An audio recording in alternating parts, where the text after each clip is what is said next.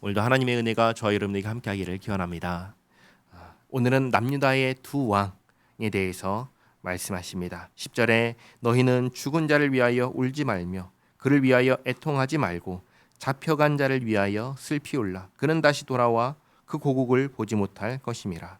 여호와께서 유다 왕 요시야의 아들 곧 그의 아버지 요시야를 이어 왕이 되었다가 이곳에서 나간 살룸에 대하여 이와 같이 말씀하시니라. 그가 이곳으로 다시 돌아오지 못하고 잡혀간 곳에서 그가 거기서 죽으리니 이 땅을 다시 보지 못하리라. 요시야의 아들 살룸의 다른 이름은 여호아하스입니다. 여호아하스입니다. 바벨론과 남쪽에 있는 애굽이 전쟁을 할 때 그 중간에 낀 남유다의 왕 요시야가 전쟁에 나갔다가 애굽에 의해서 죽게 됩니다. 백성들이 그 다음 왕으로 요시야의 아들 여호아하스를 왕으로 세웠는데 바벨론과 전쟁하고 돌아오던 애굽이 예루살렘을 침공해서 그 여호아하스를 데리고 갑니다. 그리고 새로운 왕 요시야의 다른 아들 여호야김을 왕으로 세웁니다. 11절의 살룸은 애굽으로 끌려간 왕 여호아하스입니다. 하나님께서 말씀하시죠. 여호아하스는 애굽에 끌려간 그대로 거기서 죽을 것이다. 그리고 13절부터는 그 다음 왕이 된 여호야김에 대해서 말씀하십니다. 여호야김은 누구에 의해서 왕이 됐냐면 애굽에 의해서 왕이 됐습니다. 그 말은 남유다가 애굽의 지배를 받는 나라가 되었다는 말입니다. 이제부터 남유다는 애굽에 뭘 해야 되냐면 조공을 바쳐야 되는 속국이 된 것입니다. 그런데 그런 상황에서 13절을 보시면 불의로 그 집을 세우며 부정하게 그 다락방을 지으며 자기 이웃을 고용하고 그의 품삯을 주지 아니하는 자에게 화 있을진저 그가 이르기를 내가 나를 위하여 큰 집과 넓은 다락방을 지으리라 하고 자기를 위하여 창문을 만들고 그것에 백향목으로 입히고 붉은 빛으로 칠하도다.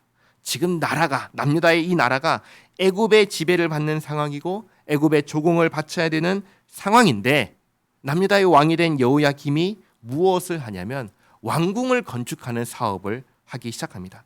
나라가 기울어져가는 상황에서 크고 화려한 궁궐을 건축하기 시작한 거예요. 이게 무엇을 의미하겠습니까? 망조를 의미하는 거죠. 망조를.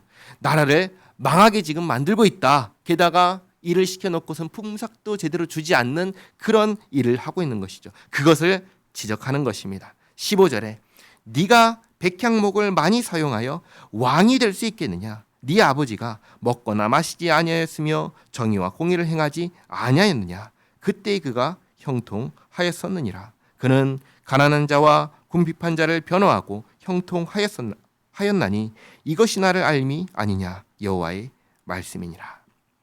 일반 세상의 왕이 아니라 남유다의 왕은 힘이나 권력으로 재물과 화려함으로 왕이 되는 것이 아닙니다.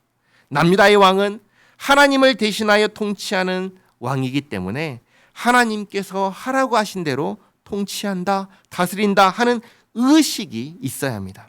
하나님께서 왕에게 무엇을 하라고 하실까요? 정의와 공의를 행하라 하십니다. 그 말씀에 순종한 왕이 누구냐면 이 여호야김의 아버지 요시야입니다. 요시야는 하나님 뜻대로 남유다를 다스렸습니다. 그렇기에 하나님께서 요시야 시대를 형통하게 하셨습니다.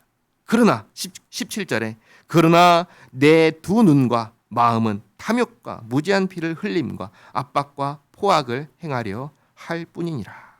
여호야김 아들은 아버지 요시야하고는 전혀 다른 왕입니다. 아버지의 길을 가지 않습니다. 하나님 말씀에 불순종하며 자기의 욕심, 탐욕을 위해서 불의와 부정을 행합니다. 그러면 어떻게 될까요? 망하는 것이죠. 멸망하는 것입니다. 그래서 18절에 이렇게 말씀하십니다. 그러므로 여호와께서 유다의 왕 요시야의 아들 여호야김에 대하여 이와 같이 말씀하시니라. 무리가 그를 위하여 슬프다 내 형제여 슬프다 내 자매여 하며 통곡하지 아니할 것이며 그를 위하여 슬프다 주여 슬프다 그 영광이여 하며 통곡하지도 아니할 것이라. 그가 끌려 예루살렘 문 밖에 던져지고 나귀같이 매장함을 당하리라. 이 여호야김이 죽을 때에 남유다의 그 누구도 슬퍼하지 않고 애통해하지 않을 것을 말씀하시는 것이죠. 여호야김은 비참하게 죽게 될 것입니다. 어제도 오늘도 하나님께서 하나님의 백성에게 명령하시는 것은 똑같습니다. 뭘 명령하십니까? 하나님께서 정의와 공의를 행하라 하십니다. 왜요? 하나님이 정의와 공의의 하나님이시기 때문입니다. 하나님께서 정의와 공의의 하나님이시니까 하나님의 백성 역시 정의와 공의를 행하는 백성이어야 하는 것입니다. 백성은 누구를 닮아야 합니까? 왕을 닮아야 합니다. 백성은 왕의 명령에 따라야 됩니다. 그게 백성입니다.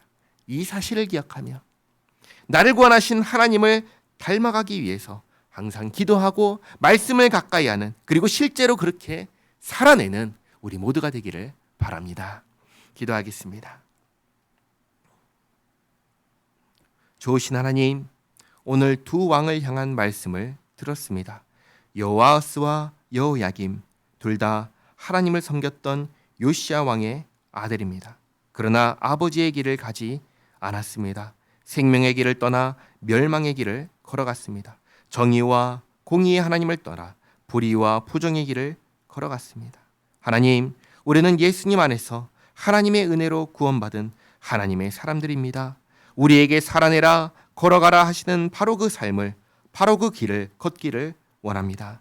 하나님을 경외하고 이웃을 사랑하며 우리에게 주신 매 순간을 성실하게, 정직하게 하나님께서 기뻐하시는 바를 늘 생각하며 살아가게 하옵소서. 하나님을 영화롭게 하는 인생 되게 하옵소서. 예수님의 이름으로 기도하옵나이다.